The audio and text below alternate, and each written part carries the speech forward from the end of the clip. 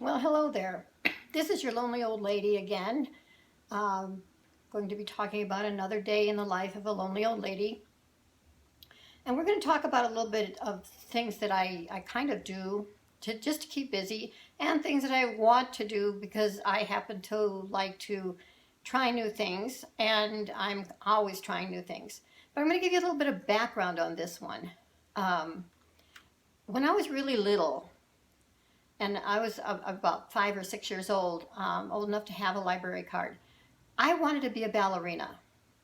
And so I used to go to the library and get all these books on ballet dancing. And they showed pictures and explained the various positions that you had to have. And I would practice those positions and look at the book to see if it was right, as right as a 5 or 6 year old could do. And but it seemed like that wasn't going to happen, that I wasn't going to. My family was basically maybe an upper poor family trying to live a middle class lifestyle.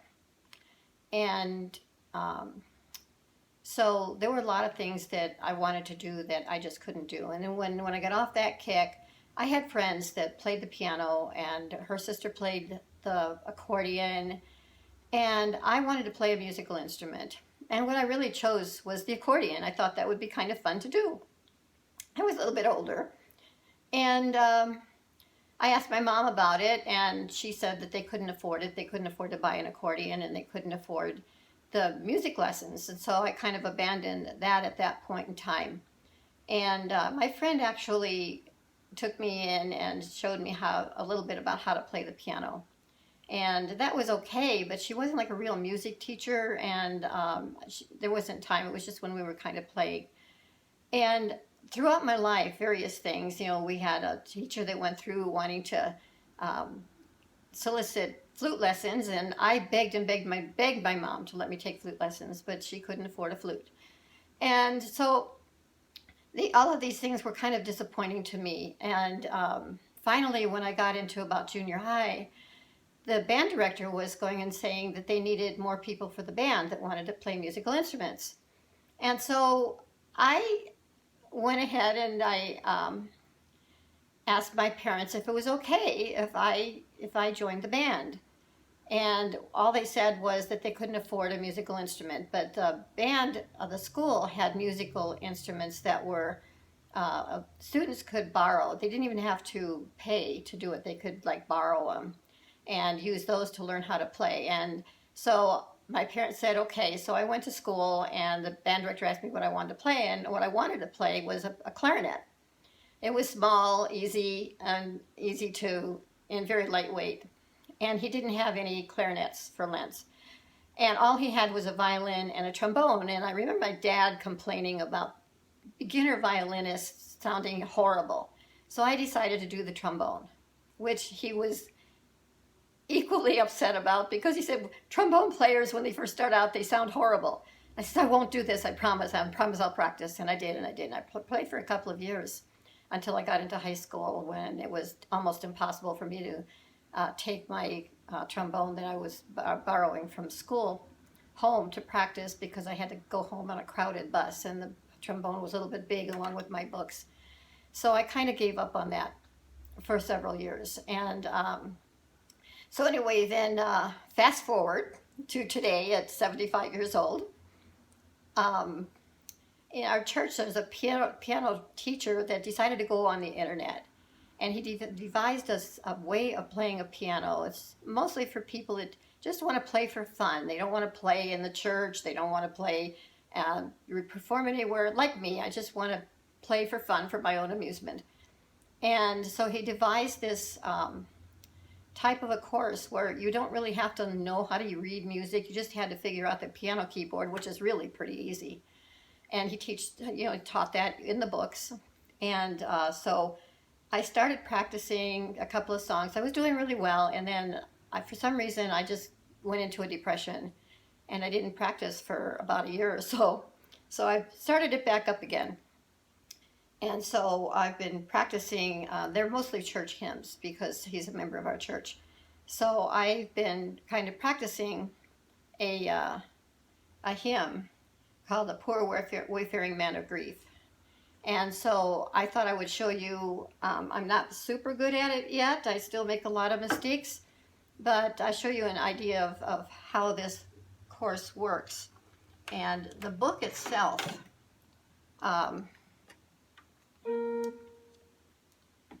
is no notes in this book.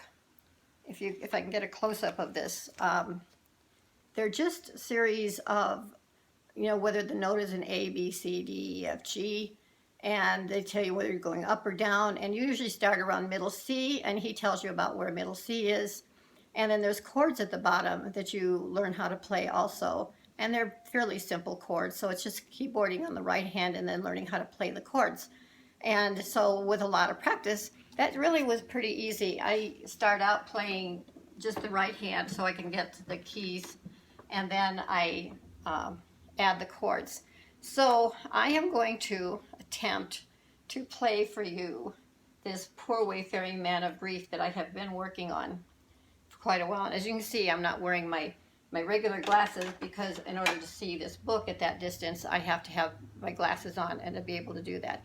So if you'll bear with me a little bit, I'll set up and play a little bit of this Poor Wayfaring Man of Grief.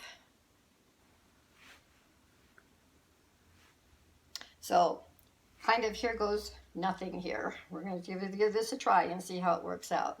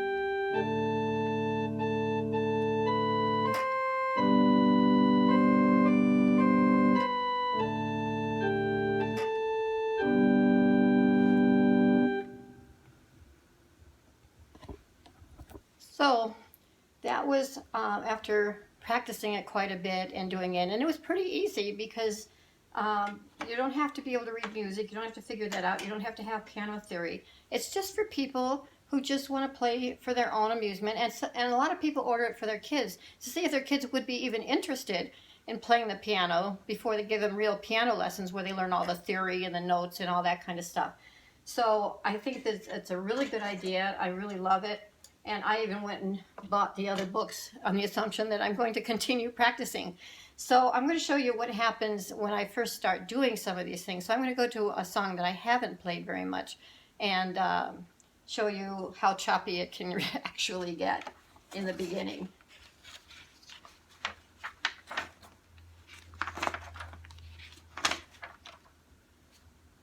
This one's a good one. We'll give this one a try. I have to see where I'm starting out at here. And this one has more chords to it than the other one does too, so it's a little bit more difficult. So we're going to give this a good old college try for you guys and see how it turns out.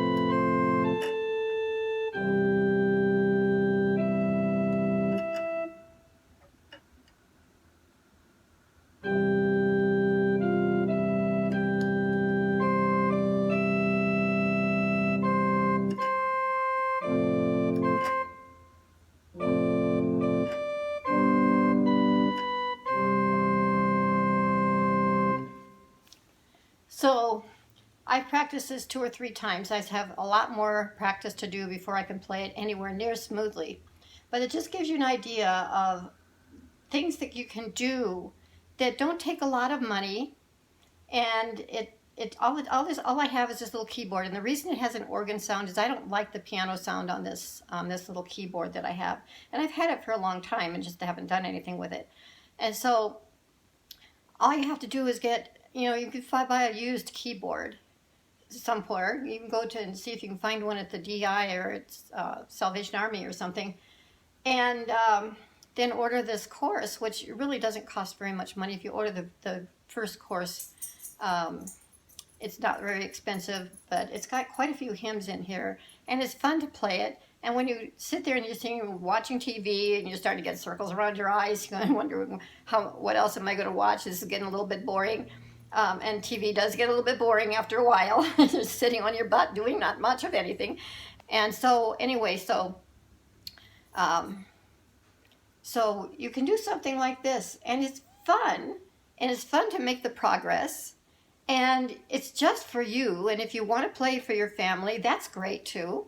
And if you have a get together of family and friends or something, and I know you're lonely old women because you probably don't have a lot of friends coming and knocking on your door and visiting, and you probably don't have a lot of family doing it, but you could even do this and make some little videos and send them to your family and say, see, I don't need you after all. I can do what I want, when I want, how I want, and if I want to learn how to play the piano, I can learn how to play the piano even at my age. It doesn't matter what age you are. You don't have to do a lot of memorizing. And I do take a vitamin for my memory, and it does seem to help. So anyway, so all of these things get together, and it's kind of makes more of a fun and interesting day. So I'm hoping some of you will take some lessons from this and find out that you don't have to sit around being depressed. You don't have to think about who's not visiting you and who's not there. You can find things to do, and they don't have to be really, really expensive. And if you have family or somebody that's coming up and saying, well, what would you like to have for Christmas?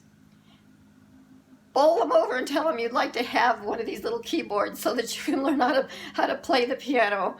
And the course is actually through the email. You can get this course. His name is Ryan Kelly, is the name of the teacher, and he sends emails all the time to people that are on his list. So consider this as a possibility of something that you can do that's kind of fun, satisfying for yourself, and nobody else needs to know if you don't want them to know.